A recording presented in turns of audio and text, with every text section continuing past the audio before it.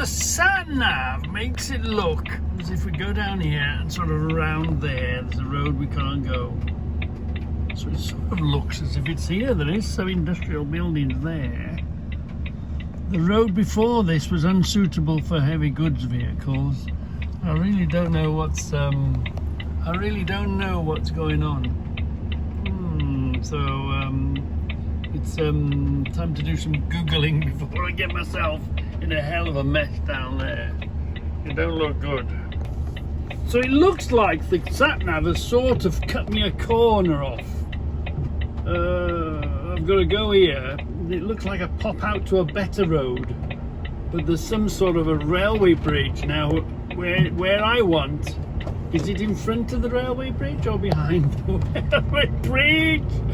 I don't know, but it looks like it's like a dead end, so it looks like you'll go under this bridge and get somewhere. I've already been under a 15.5-foot bridge, and I'm 14.5, it's no big deal. Something's not quite. It'll either be okay or it won't be okay. It looks a bit sticky around here. Don't know. I just don't know. It looks all right on the old Google stuff. We got to pop out here. By the looks of things, yeah. It looks like we pop out to a bigger road here now. And then we do it right. Yeah. And it looks like it's the end of that road. Sort of a dead end, maybe. We'll have to remember this. We shouldn't really be coming this way, should we? They are, look, that's the main road that we come out of. Now the sat-nav says, Google Earth said right, sat-nav is saying left. So, where the hell? Which end of the road, of the bridge? See, there's the bridge. There's a 12-foot bridge. And Google says the place I want is just before the 12-foot bridge. That's going to be... This is the road I want. Do I go left or right? Let me go and ask somebody. So apparently, we're on the right road, but apparently there are two of them. There's two of these places. So apparently there's two of these places. One's at the one end of the road and the other's at the other end of the road. One's by the low bridge, but there's another one up here somewhere. So I'm going to double check again. Go a little further. Apparently, by the end here somewhere, let's stop on a bigger road and see what happens. This is quite a long road, this is.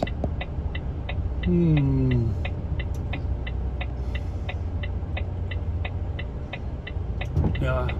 Oh, I was going to say a local at a bus stop. They'll know. Let's go a bit further. At least we can spin around here, can't we? We might need to ring them. Hold on. Oh, I've Googled Earthed it. I've looked at it. As always, I'm pointing the wrong way whenever you're lost. That's just normal, isn't it? It's apparently just before this 12-foot bridge. Just before, apparently. I've spoken to a local. He said where it was straight away. He didn't have to think about it. So it's confirmed by the Google Earth as well. So, story of our life, isn't it?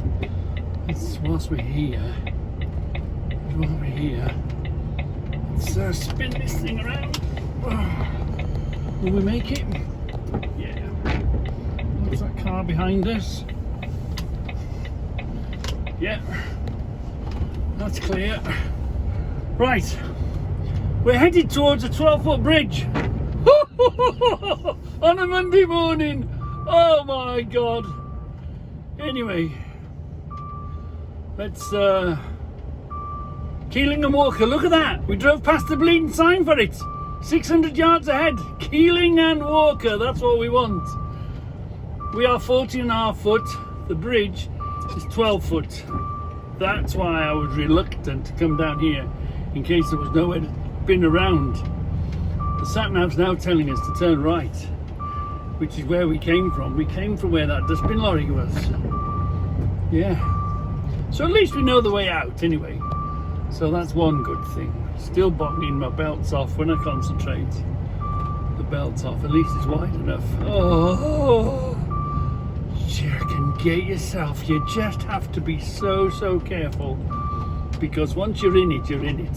Once you've made that mistake, and you can't get out. So you have to be so careful on approaching and before you get out. It's just before this bridge by all accounts.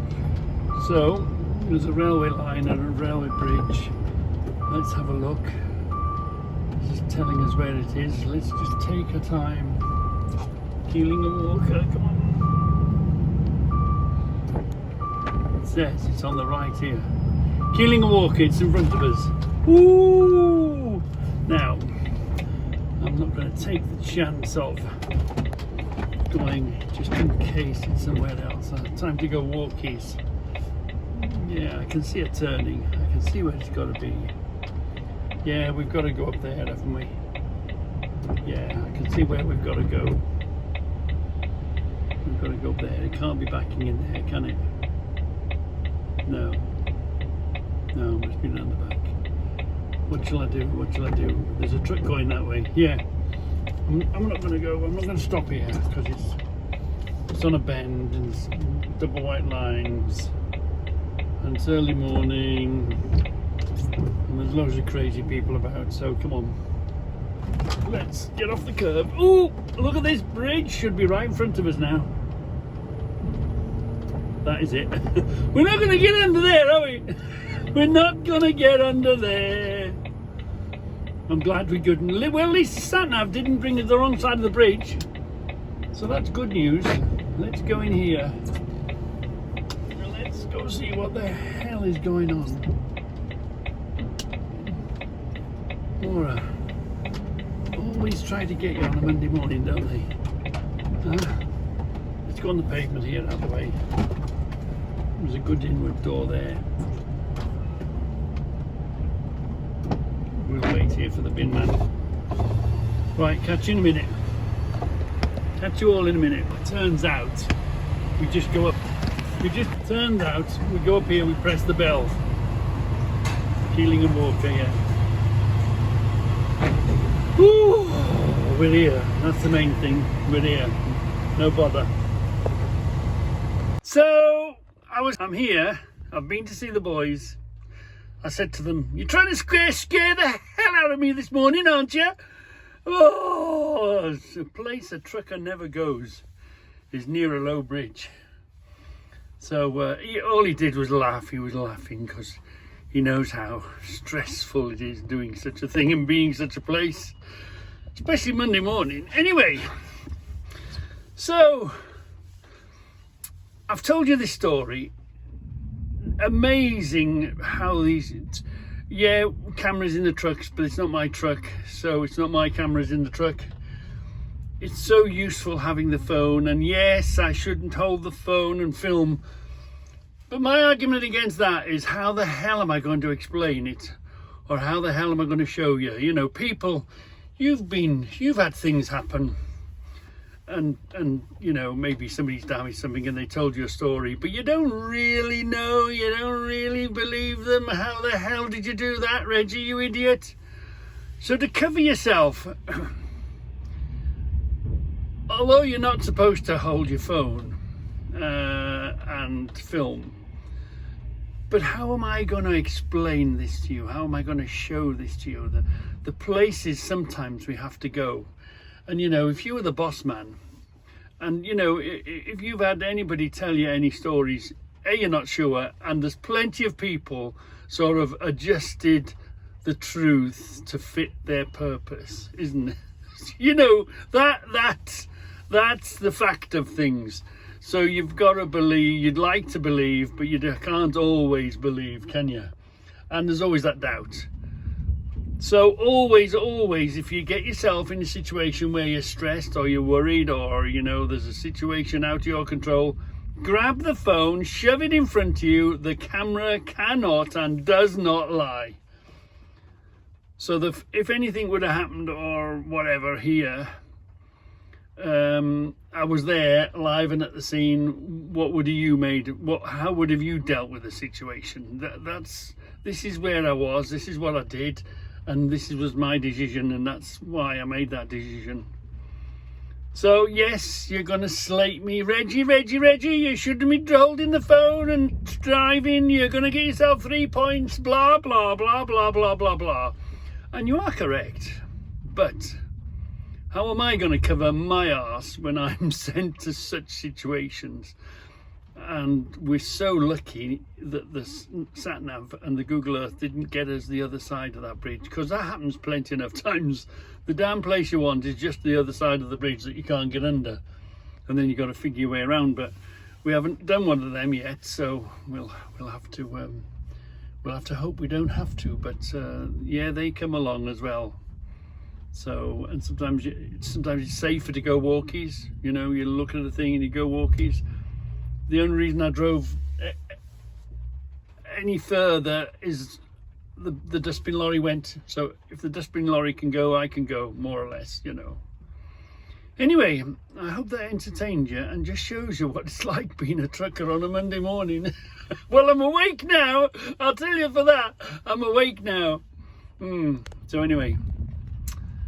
Oh dear, the life of a trucker. This is the bitch you sort of get satisfaction out of, because I'm in and I'm out.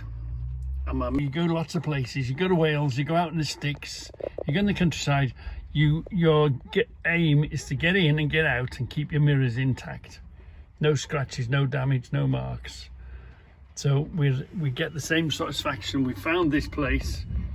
It's not an easy place. You could get yourself in the right mess trying to get here, but we're here and we get out, and I'm going to feel great for the rest of the day because, you know, I've conquered it, haven't I? So bye little low bridge.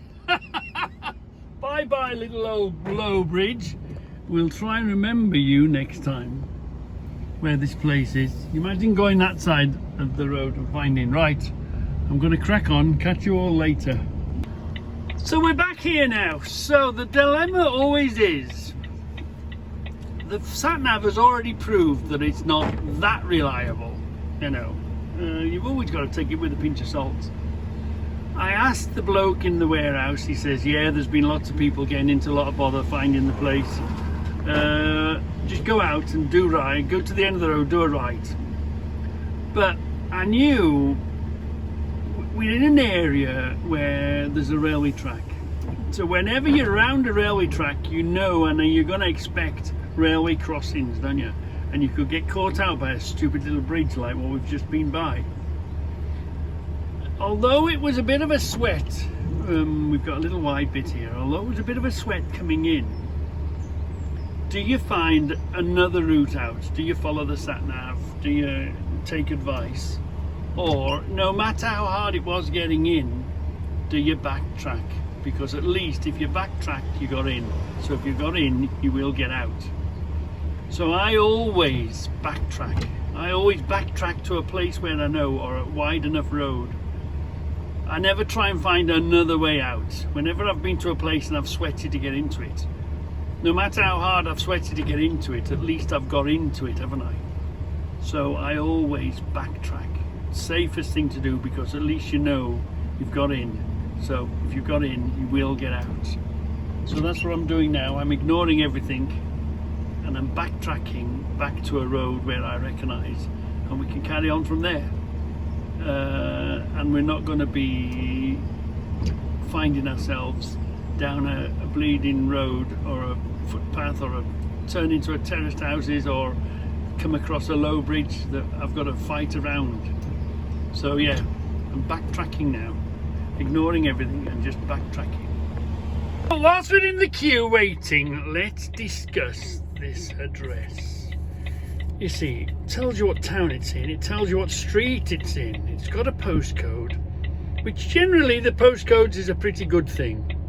But this address knows that its drivers get problems going there. I spoke to the bloke, he says, oh yeah, if you'd followed the sat-nav it would have took you down a terraced street, houses either side. They've had a few stuck over the years, I guess. So why can't we have like an asterisk or something added to the address of commercial properties that are obviously, there's no doubts about it, that place was there way before the houses came. Things have changed in and around it, the approach roads towards it, you know, there's nothing you can do about it, but it should be part of the address. It is Arctic friendly or HGV friendly, or it's not HGV friendly, and then we should investigate. It's just an address, so the people in the office don't know, the people who are sending it don't know, there's no warnings at all, and that's why you see a lot of the trucks getting into bother, getting stuck, for the simple fact that there isn't some sort of warning by low bridge or some sort of special part which is part of the postcode, especially for commercial properties that deal with trucks or have trucks there going delivering. We should have a mandatory added something to the address. It would save a whole load of money for everyone, added grief. Now I'm sure the reason the firm wouldn't want it, or these types of firms don't want it there, because if you had a special mark, I'm sure the transport people would say, oh well, it's a special place to deliver to, you got to pay a bit more. That's same some of the farms you go to. You know, there's a few places we go to, don't we, where it needs, because I've never been there before. It might be the first time this company has ever gone there. Who knows? Do you know what I mean? There needs to be some sort of added to the address that is it, you know, HGV friendly or not, or check it out. Do you know what I mean? Whereas otherwise it's just an address. It's just another address, and there are so many places with the same situation. It's a problem place. I mean, you know it's a problem place because, you know, that brown sign that we saw at the side of the road, if the council are willing to put a sign up saying, you know, follow this sign, this is the way in, then they obviously know that, you know, it's a problem place, or they've had problems with it previously. Yeah, they should have some sort of added within the postal address thing. OMG. Look at the bloody queue. We're not even the back of this queue. I'm the last one through the door, so he's in front of me and we're behind him at the very back. So there's 1, 2, 3, 4, 5, 6, 7, 8, 9, 10, 11, 12, 13, 14, 15, probably 16 in front. They've ordered 35 today apparently. OMG. Bloody hell. This is mad today. I haven't seen a queue this bad before. Wow.